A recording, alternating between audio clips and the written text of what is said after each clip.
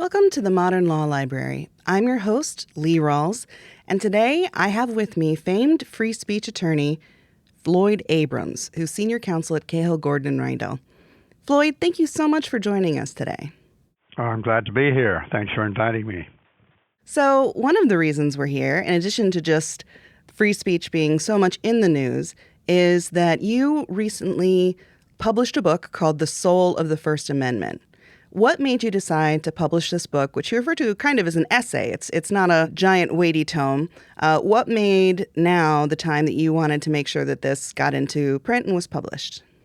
Well, it occurred to me that both on the level of lawyers, non-lawyers, academics, non-academics, just people who are interested in the sort of protection we have in this country for free speech, that it might be interesting to do a book which, at its core, compares the level of protection we have for free speech and free expression and freedom of the press in our country and in other democratic countries. So the book is not a comparison of the U.S. and Russia, say, or Venezuela. It's a comparison in good part between the U.S. and other countries that care about free speech, such as England and Canada and Belgium and the like, but which provide significantly less protection for it. And it seemed to me that it would be interesting and in its way important for the broader public to have a sense of the degree to which the level of legal protection for free speech in particular and free expression generally in this country is different from and exceeds that anywhere else in the world. So, Floyd, I think that a good segment of our audience is already aware of your work and your career defending free speech and the First Amendment. But for those who aren't, could you describe a little bit about some of the major cases that you've been involved on, either as a plaintiff's attorney or as defending a defendant? I was one of the lead counsel in the Pentagon Papers case representing the New York Times. That was way back in 1971. And in the years after that, I've represented newspapers, broadcasters, journalists in a wide variety of cases, and other entities, too. I filed a brief, and I was one of the people that argued in the Citizens United case in the Supreme Court. So if you simply look at the sort of span of time between the Pentagon Papers case in 1971 and the Citizens United case in 2010, I've been very busy in this area. I've been teaching in it as well as practicing it and writing about it as well. One of the things I very much appreciated about your book was you give a history of the First Amendment, not just, this is when it was signed, et cetera, but how it was used and how it evolved in our thinking as Americans, the importance of free speech and how the First Amendment could be used to protect it. I'd say even as a journalist, we talk a lot about New York Times v. Sullivan and kind of onward, but I was unaware that in the first 100 years after its passage, the First Amendment was not really being used in the ways that we see it being used today. What caused the shift in thinking between, it's a First Amendment in the Constitution, but we can restrict all sorts of things about speech in the press, to where matters stand today? I would say that what started to change it was World War I and the prosecution during World War I, 1917, 1918, and the like, of critics, American critics of the war, who gave speeches. They were mostly socialists, sometimes anarchists, and a number of them were jailed for their speeches. And those cases found their way to the Supreme Court, and it was the Supreme Court on which Oliver Wendell Holmes and Louis Brandeis were two of the justices. And in a series of dissenting opinions that they wrote in those cases back then. We see the formulation of the First Amendment as being much more active, much more powerful than it had been previously in the courts. We should remember that these prosecutions of dissenters against the war included Eugene Debs, a socialist who had garnered almost 2 million votes in a national election, which would be far more now, of course, with the added population. And he was jailed for a number of years, as were other speakers. And that started a discussion going in the courts and within the public and in academia as well about, just how far does the First Amendment go? It's not as if the government had no argument to make that if during a war someone gives a speech denouncing the war, that the effect of it could be that fewer people will enlist. And that was what the government argued. But the question in a number of these cases, in the early days of the First Amendment really coming front and center, the question was, well, yeah, it's true that maybe fewer people would enlist, but on the other hand, it's not a little thing to say to people that they can't give a speech criticizing the war effort or urging people to urge their legislators to try to end the war on one basis or another. And so starting then, in the early part of the 20th century, we started to have cases, and the amount of those cases increased through the 20th century. And you mentioned New York Times against Sullivan. That, of course, was one of the great First Amendment cases in our country's history. But it's just worth remembering that while the First Amendment and the Bill of Rights as a whole was an 18th century creation, it really wasn't until the 20th century, and for the most part, the last half of the 20th century, that we started to have established in our courts very broad, sweeping, almost sort of breathtaking protection for free speech of a sort that had never been known before and still does not exist throughout most of the democratic world. Given the, I would say, speed of that sea change, when you're looking at a timeline, that does seem like a pretty quick shift in the law and in attitudes. What do you think are the dangers, as we're in the 21st century, that the First Amendment may face? What are the forces that most want to change our First Amendment jurisprudence or affect it in a way that you don't believe represents our best opportunity to protect people's freedoms? Well, I'd say a few things. One is that to go back again to the early part of the 20th century, it was just 100 years ago, in 1917, that Congress enacted the Espionage Act, which is still in effect today. It was enacted during World War I. It is very broadly phrased. And if all you did was just to read that, you really might think a good deal of what is published today about national defense issues, about intelligence gathering, and other State Department-related issues would put journalists at risk because a lot of the language in that Espionage Act is couched in terms of materials relating to the national defense, which on one level or another, just about everything is when you're talking about defense policy or intelligence policy. And certainly when you're talking about information which may be classified and which journalists obtain and write about and inform the public about. So we don't have much law on that. I mean, there are strong arguments, for example, that a journalist could not be found guilty under the Espionage Act for simply gathering information and publishing it, but based on classified documents.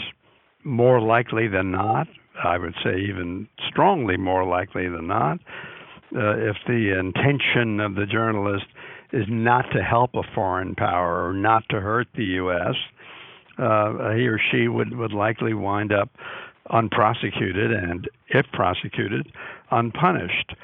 But we don't know because we don't have much law, and we have this old statute just sort of sitting there. So that's one thing that worries me. A second thing is the area of confidential sources of journalists. We don't have a federal shield law in the U.S., and right now there doesn't seem to be much of a push for it. The result of that is that some journalists, including some clients of mine, have sometimes wound up in jail because they felt that they should and were obliged to, morally obliged to, journalistically obliged to protect the identity of their sources. Finally, I'd say what troubles me is the level and frequency and vituperative nature of some of the criticism of the press today, which is unique in American history.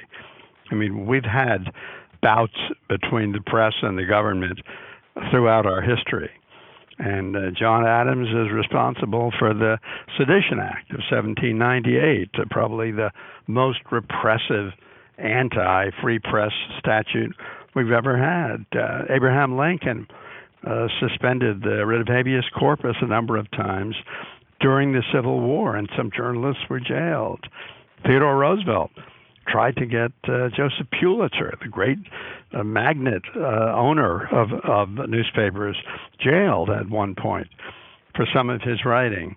But what we haven't really had until now is a sort of ongoing effort to discredit the press as a whole and, in effect, to delegitimize it, to persuade the public that the press is basically acting in an illicit, un-American, and basically unpatriotic way.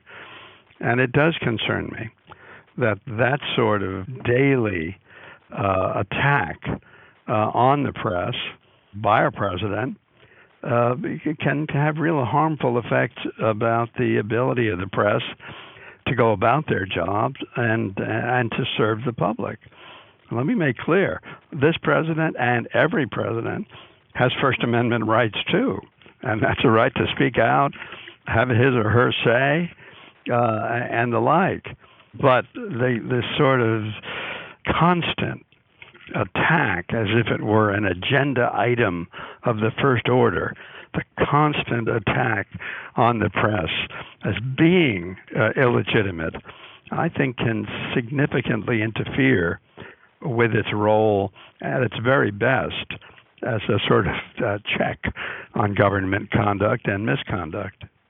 So one of the challenges that, and I'm going to use the term fake news, that's in the vocabulary now, but I'm going to use it towards websites, for example, who we can prove are actually publishing stories that they appear to be news, they look like news websites, they sound like the way journalists report, but what they are saying is materially false. So that's what I'm meaning when I'm saying fake news. What are our options to curtail them? Should we have options to curtail them? Or would that put everyone else who wants to publish something on the internet that may be fictional, would that put them at risk as well? I'd say my concern is not so much that sort of going after fake news would put at risk fictional writers. My concern is that if we're talking or even contemplating any sort of legislation to deal with, quote, fake news, unquote, we are empowering the government to decide what's true and what's false and to pass a sort of judgment that every dictator and every leader of totalitarian countries has sought and claimed and sometimes succeeded in using throughout history.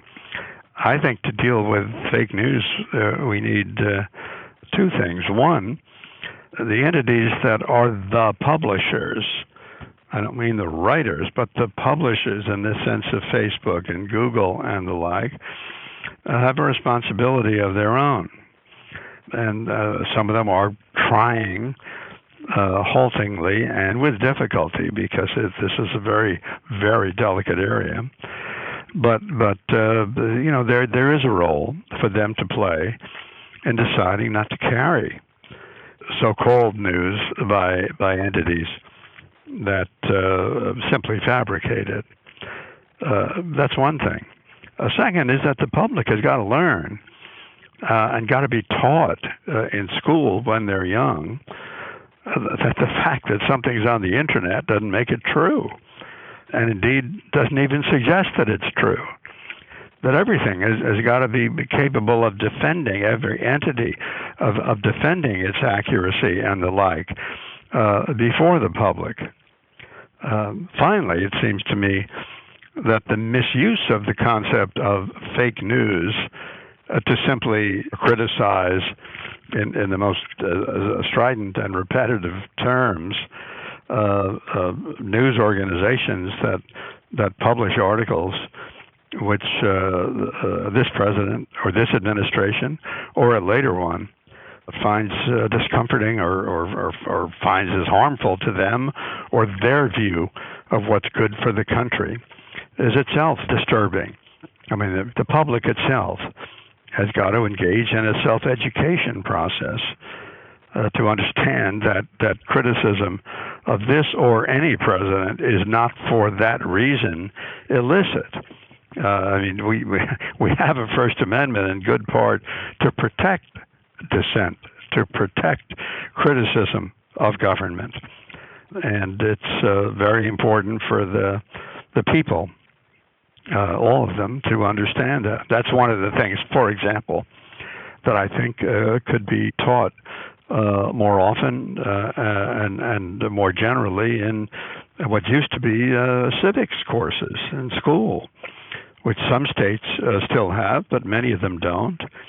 And so, we wind up with people entering college, who've never had a course or a serious exposure to a description in meaningful terms of what sort of Constitution we have, what sort of Bill of Rights we have, and in particular, what the First Amendment is all about. I like what you say about public education. I myself was not taught civics in school, and I was in the same position you're describing, where I entered college only mostly grasping how our Congress functioned and things like that. I wasn't taught it. When you're talking about public education about the First Amendment, I think that there's a very human tendency to say, oh, yes, I support free speech, until you come up against something that I find incredibly repugnant. And this is on the right and the left. I'm not saying that any one person is more prone to it than another. And indeed, some of the European countries that you describe have come to a different place on this. So they have hate speech laws and things like this. If you were talking to a classroom full of children or high schoolers, how would you explain to them why, personal feelings of repugnance or thinking that what someone has just said is terrible and indefensible? What would you tell them to explain why the First Amendment is so important, even for that speech, or especially for that speech? Yeah, what I would try to explain to them is that we have to have a sort of general approach in terms of what powers we think the government, state, federal, whatever, can be entrusted with having, and that what the framers of the Constitution and the Bill of Rights at their best thought was that in these very sensitive areas, and I should add religion now too, the areas that the First Amendment deals with, basically freedom of religion, freedom of speech, freedom of the press, freedom of assembly, the reason the framers wrote them down, the reason they thought it had to be in a document, a written document, and a document that was law, not an essay, not a poem, but law, was that if you didn't do it that way, you would risk our government becoming an awful lot more like the governments that we've seen throughout the world, in which they're run by dictators, tyrants, and even when it's less than that, just basically run by, you could call it strongmen who are in charge of everything and think that they have a right to be. And so I would take them through cases. I mean, a little girl during World War II who was a Jehovah's Witness and whose parents had told her that she couldn't salute the American flag. And the question was, could they take her out of a public school until she promised to salute the flag, even though her religion said that, we don't put governments, even our own, in a place of that sort of power and the like, where we have to salute. And most of us would salute and do routinely. But the hard question in that case, well, especially during a war, especially during a time when you want children to understand and support their government and their people at very difficult times, the question was, well, can you really punish a kid by making it impossible for her to go to public school on the one hand, or give up her religious beliefs on the other, where the religious beliefs for these purposes are nothing more or less than she couldn't salute the American flag. I think kids can understand a case like that. I think they'd be sympathetic to the student and her situation, and of not making her choose and her parents choose between adhering to her religious faith on the one hand, or being forced to salute the flag on the other, even though, 95% of us would and do willingly support the flag and are ready to salute it without any problem. I think if you use examples like that, you can teach kids why it's important, particularly when people are dissenters, when they're not like everyone else, when they don't have the same views as everyone else, that we should let them have their views and not force them to limit their speech or to speak in ways that they'd rather not speak.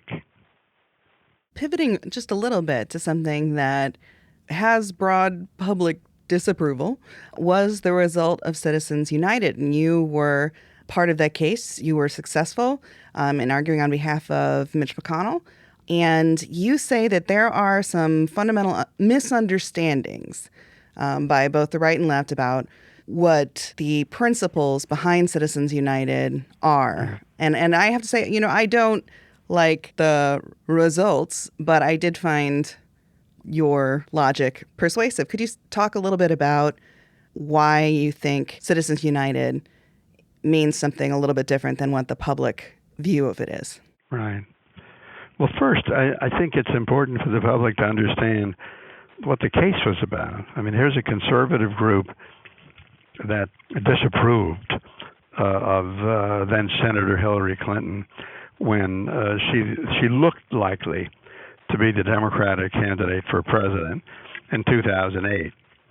And they prepare a sort of a documentary, which they wanted to put on pay-per-view.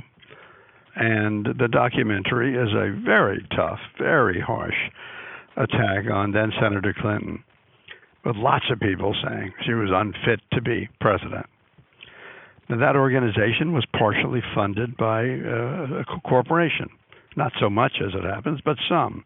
And it was itself in a corporate form.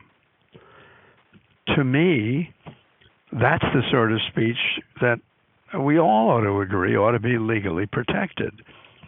But under the law as it then existed, if you put that on television or cable or satellite within 60 days of an election or 30 days of a primary, it would be a crime because some corporate money went into it. I think that's just wrong-headed and, in my view, inconsistent with the whole thrust of the First Amendment. Beyond that, I'd say, and I've done a lot of First Amendment work through the years, and many of my clients have been corporations that the public wouldn't think of as corporations. The Brooklyn Museum I represented. Well, yeah, all the museums are corporations. I've represented universities. All the universities are corporations. I've represented some libraries. The public libraries, are all in corporate form. Charities, just about all our charities are in corporate form. Our hospitals. So, I mean, just start, and of course, every newspaper, every broadcaster, private and public, are all in corporate form. So to start out by saying, well, it's corporation and you shouldn't say that corporations have First Amendment rights, I mean, my reaction is that, people, as a general proposition, people who engage in speech are entitled to First Amendment rights, and entities that engage in speech are entitled to First Amendment rights. So that's my sort of starting point on this. The only other thing I'd say is that, we now know pretty well what entities are spending money on the sort of political speech that what was called the McCain-Feingold law was aimed at.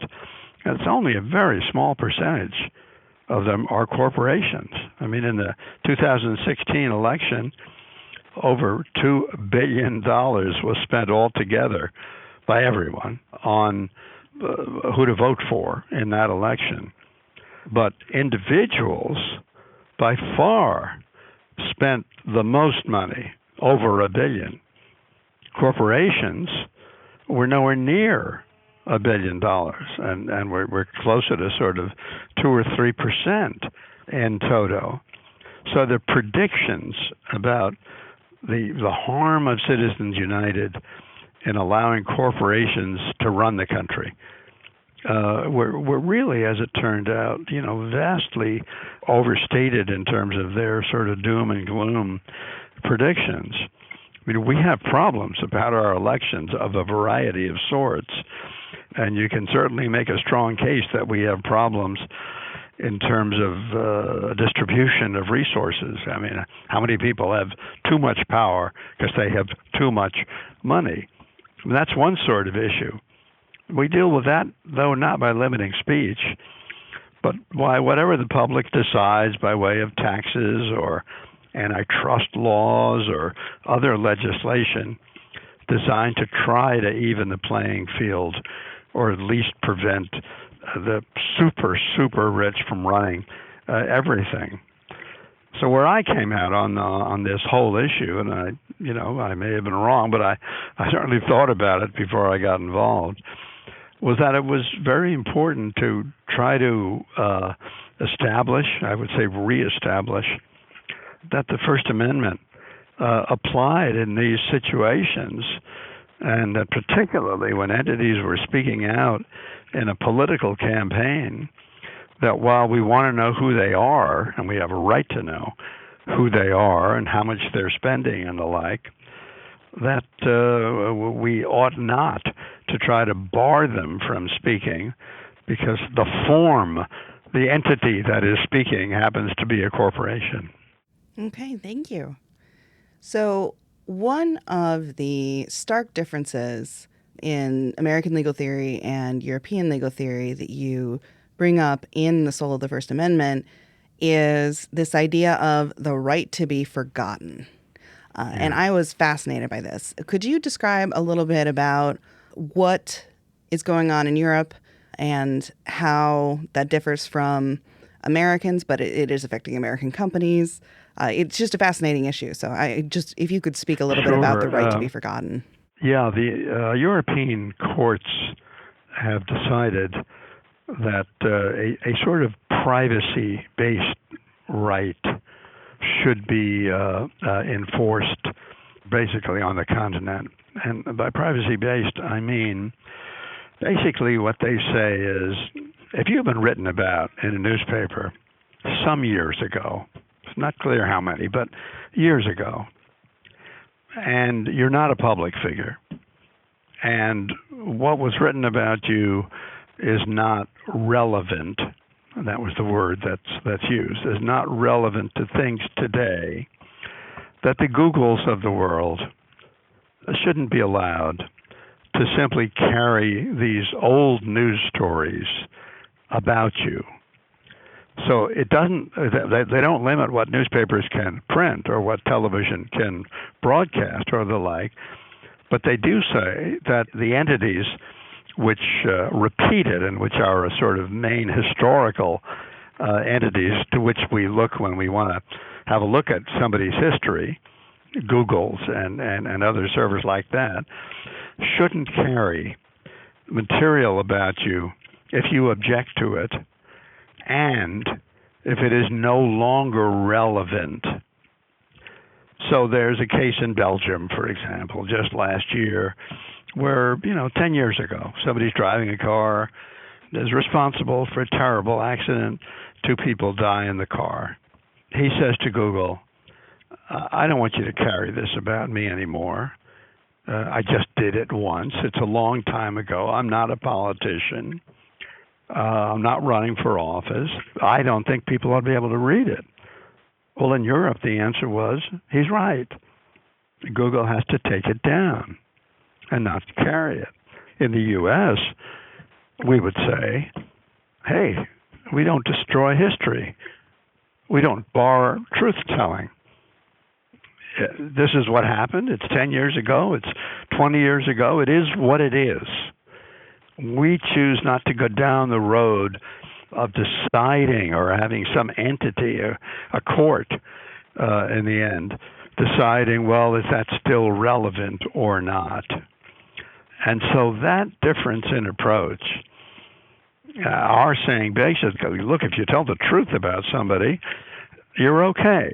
I mean, there may be some exceptions, but the rule is, if you tell the truth about what someone did, you shouldn't get in trouble.